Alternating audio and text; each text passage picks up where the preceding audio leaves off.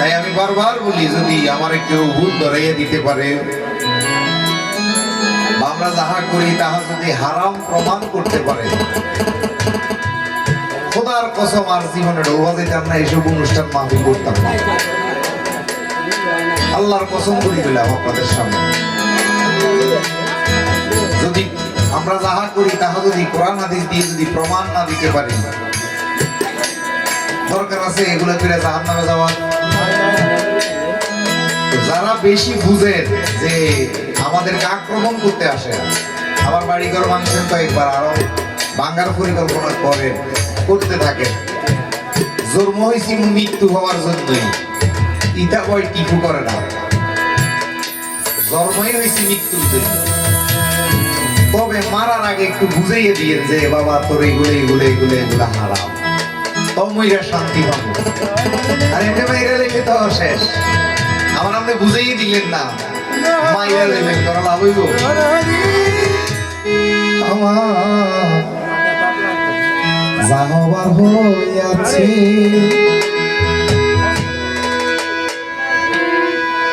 কি ধর দিয়া রাগব তবে এমন কি ধর আছে।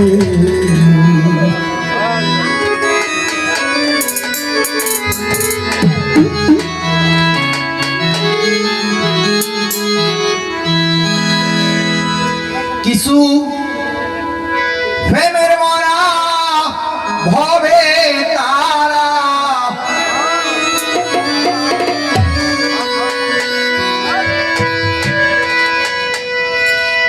কিছু প্রেমের মরা ভবে তারা, মরেও বেঁচে আছে।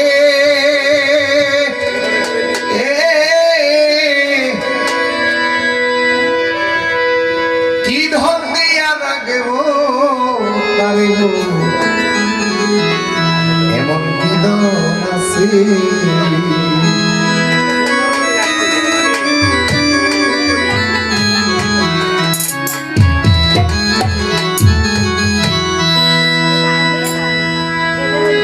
আমি বর্তমান আমার 37তম আবির্ভাব দিবস চলে।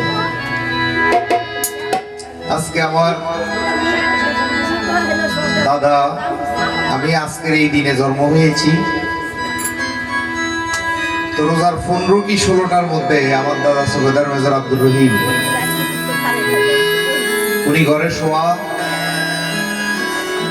4-5 জন ফকির আমাদের এই বাড়িতে, আমাদের দেশের একটা নিয়ম আছে, প্রত্যেক মঙ্গলবারে ফকির আসে। তো ফকিরেরা বলতেছে বাহারে 27 রোজার থেকে 26 রোজার থেকে দাওয়াতের অভাব নাই, কিন্তু এখন যে 10 রমজান 15 রমজান 16 রমজান গেল, আমার আমরে কেউ কিন্তু হাত ধোয়াইলো না, ভাত খাওয়াইলো না। আমার দাদা শোয়া অবস্থায় ঘটনা শুনে আমার আব্বারে ডাকলো, কাছে আব্বা, ওই যে এই ফকির নিজের সন্তান ছিল আমাদের এই শাকতলির, কি কারমা জানি কইত, হ্যাঁ লাল্লের মা কয়েক আসে। আগামী বছর থেকে যেহেতু টিফু 10 রমজান দুনিয়াতে আসছে, আগামী বছর থেকে লাল্লের মারে কই দিবি আমগো এই এলাকার যত ফকির আছে 10 রমজান আমগো বাড়িতে একটা ডাইল ভাত খাইব। পরে ওখান থেকে এই অনুষ্ঠানটা আমার দাদা, চাচা, স্বাস্থ্য জ্যাঠতো ভাই, আমার আত্মীয় স্বজন সবাই মিলে এই অনুষ্ঠানটা করে। আজ অবধি চলতেছে। 5 আগস্টের পরে অনেক দরবারে মিলাদ মাহফিল সব বন্ধ ছিল, কিন্তু আমরা ইনশাল্লাহ চালাইয়ে গেছি। শুকরিয়া মালিকের দরবারে। তো আজকের এই দিনটা অনেক দূর দূরান্ত থেকে আমাকে যারা আদর করে স্নেহ করে ওরা আসছে। আসলে আমার এমন একটা পর্যায়ে আমি আছি এখন, এখানে আমার এলাকাবাসী অনেকে আছে, একটা লোক কইতে পারবো না আমি কাউরে 10 টাকা ঠকাইছি, একটা কইতে পারবো। চ্যালেঞ্জ করে বললাম, কালকে এলাকা ছাড়ি যাবো যদি কেউ কইতে পারে যে আমি 10 টাকা কারো মারছি, কারো ঠকাইছি। কিন্তু আমারে ঠকাইছে জমি বেশি, রেস্টুরেন্টে ঠকাইছে, কলা জায়গা আজ জায়গা হেতারা দখল করি খায়। এই ঠুকতে ঠুকতে ঠুকতে ঠুকতে এখন শুধু ঠুকতেই আছে। সেই জায়গা থেকে আসলে আপনারা অনেকে আসছেন, আমার দূর দূরান্ত থেকে লোকজন আসছে, আমি তাদেরকে সেরকম সেবা দিতে পারি না। আপনারা তো জানেন এটা বলাটা ঠিক না। আমি কারো থেকে এই পর্যন্ত আজকে এত বছর উরুস মাহফিল করে আমি কারো থেকে 1 টাকা চাইয়ে লই নেই, বা কেউ আমারে দেয়ও না, আমি দিই না। আজকে আমি আমার পাগলদেরকে ডাই সবজি খাওয়াইছি, ভাইয়া আমি যে কত অভাবে আছি সেটা আমি জানি। তাই আপনাদেরকে আমি আমার মন মতো খেদমত করতে পারি নাই। অনেকে আসছেন, অবশ্যই 1 মুঠ বিরিয়ানি খাওয়া ছাড়া কাউরে বিদায় করি নাই। আমাদের আজকে 5 আগস্টের পরে আমার মাজার ভাঙছে, আমাদের বাড়িঘর হামলা হয়েছে, লুটপাট হয়েছে। সেখান থেকে আমার এই গানটা দয়া করে ভুল ত্রুটি ক্ষমা সুন্দর দৃষ্টিতে দেখবেন। আরেকটা মেসেজ দিই, আমি আগেও বলছি এখনো বলি, বাবারে বাবা মালিক বলছেন, বাবারে আমরা এইগুলা যদি যে এত টাকা পয়সা খরচ করি এই অনুষ্ঠানগুলো করতেছি, যদি এগুলো ভুল হয়, এগুলো যদি জাহান্নামের পথ হয়, তাইলে এগুলো বাবা করার দরকার আছে। তাই আমি বারবার বলি, যদি আমার কেউ ভুল ধরাইয়া দিতে পারে, আমরা যাহা করি তাহা যদি হারাম প্রমাণ করতে পারে, খোদার কসম আর জীবনে ডোবা যেতাম না, এইসব অনুষ্ঠান মাহফিল করতাম না। আল্লাহর কসম করি দিলাম আপনাদের সামনে, যদি আমরা যাহা করি তাহা যদি কোরআন হাদিস দিয়ে যদি প্রমাণ না দিতে পারি, দরকার আছে এগুলো করে জাহান্নামে যাওয়া। যারা বেশি বুঝেন যে আমাদেরকে আক্রমণ করতে আসে, আমার বাড়িঘর ভাঙছেন কয়েকবার, আরো ভাঙার পরিকল্পনা করেন, করতে থাকেন। জন্ম হয়েছি মৃত্যু হওয়ার জন্যই, ইটা বই টিপু করে না, জন্মই হয়েছি মৃত্যুর জন্য। তবে মারার আগে একটু বুঝাইয়ে দিয়ে যে বাবা তোর এগুলো এগুলো এগুলো এগুলো হারাম, তমইরা শান্তি পাবো। আর এমনি মাইরা লেগে তো শেষ, আমার আপনি বুঝাইয়ে দিলেন না, মাইরা লেগে করা লাভ হইব। সেই জায়গা থেকে আমার এই কালাম, আমার যা হবার হইয়াছে আমি যাব না কারো কাছে, কি ধর দিয়ার কাশ্মীর এমন কি দর আছে,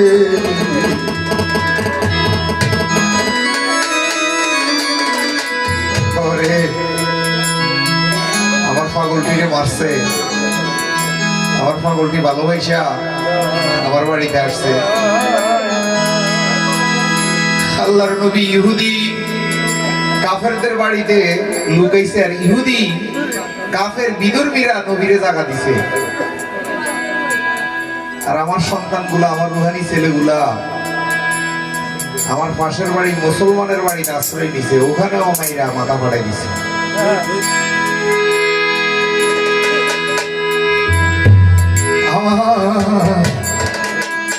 যা হবার হইয়াছে আমি যাব না কারো কাছে,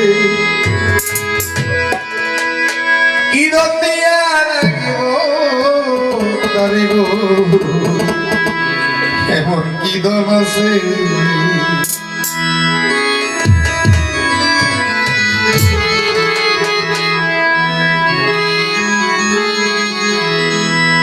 বাবা বাবা আমাদের শিক্ষা হলো নবীর শিক্ষা।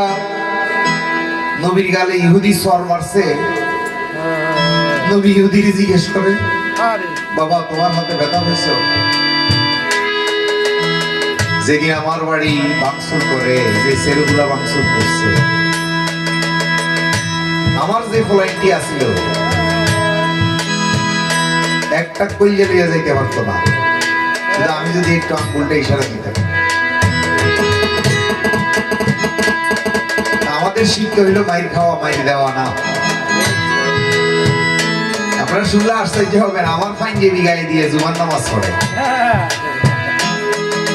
হুজুরে লাইভ করে না, লাইভের মধ্যে যেমন আমার এই পাঞ্জাবিটা ভাইরাল না, এখন এটা অনেক মিডিয়াতে যাবে। তো হুজুরে লাইভ করে আর আমি এটা স্কিন দিয়া আমাদের বর্তমান এমপি সাহেব মুবাশশির আলম ভূঁইয়ার একজন নেতা আছে, ওনার কাছে পাঠাইলাম, ভাই আমার পাঞ্জাবি এর গায়ে, নামটা নিলাম না, লোকালে জিতে বিশ্বাস করিয়ে তার থেকে আমার হুন্ডার লাইসেন্স, আমার পাঞ্জাবি, আমার সেন্টের বোতল এটা আনি দিয়ে গেছে। এরা কি নামাজ পড়ে? সোরা পাঞ্জাবি দিয়ে নামাজ পড়ে।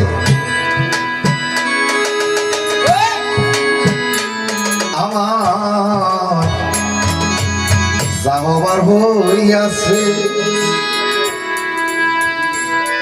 আমরা বাবা গুরু প্রেমের মরা, আমরা কেউ গালি দিলেও দিছে আর কি, কত গালি কত মন্দ দে আর কি, দেখ দিতে থাকে। আমরা নবীর শিক্ষায় শিক্ষিত, আমরা রাসূলের শিক্ষায় শিক্ষিত।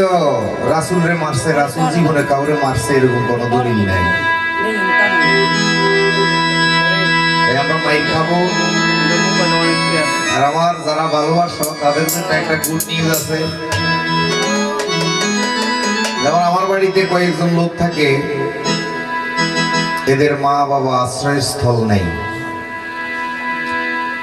এদের যে বাবা মার ঠিকানা নাই, এরকমও কয়েকজন লোক আছে।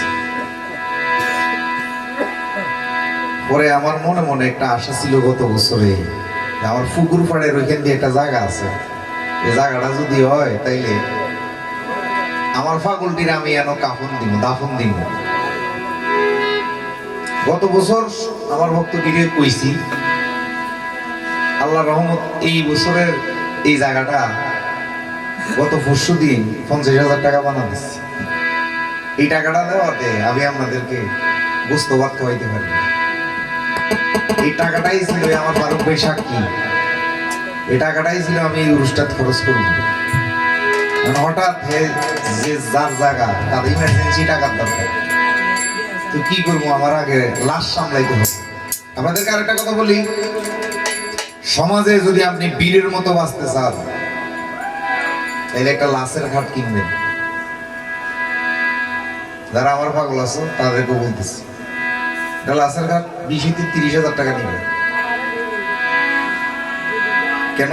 এই ভয়ে অনেকে ইয়াজিদের ধর্মটাকে আমরা লালন করি, যে আমরা মূল্যে লাশের ঘাট দিবে না, আমরা মূল্যে জানাজাত আসবে না। আর এই মুনাফিক, এই জালেম, মিথ্যাবাদী, এরা আমার জানাজায় আসার দরকার। এই মুনাফিককে আমার বাড়ির মাহফিলে আসার দরকার। তোরা আমরা দেখতে পারোস না, আমার বাড়িতে এসে কি যাবে, আমার লাশের মুখও যেন তোরা না দেখোস। আমার পাগল, আমার কুত্তা যারা আছে, এরা আমার নিয়ে টাইম হিসেবে খাদা লাগবে শেষ। আমার জায়গা আছে, রেস্টুরি করা জায়গা, নয় পাওয়ার দেয় এবার ক্ষমতা নাই।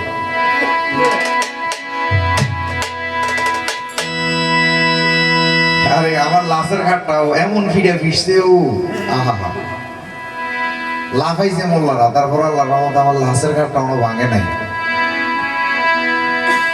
আমরা মূলত ফ্যামের মরা, আমরা গালি দিলেও কি, লাইট ছেলেও কি, উঠাইলেও কি।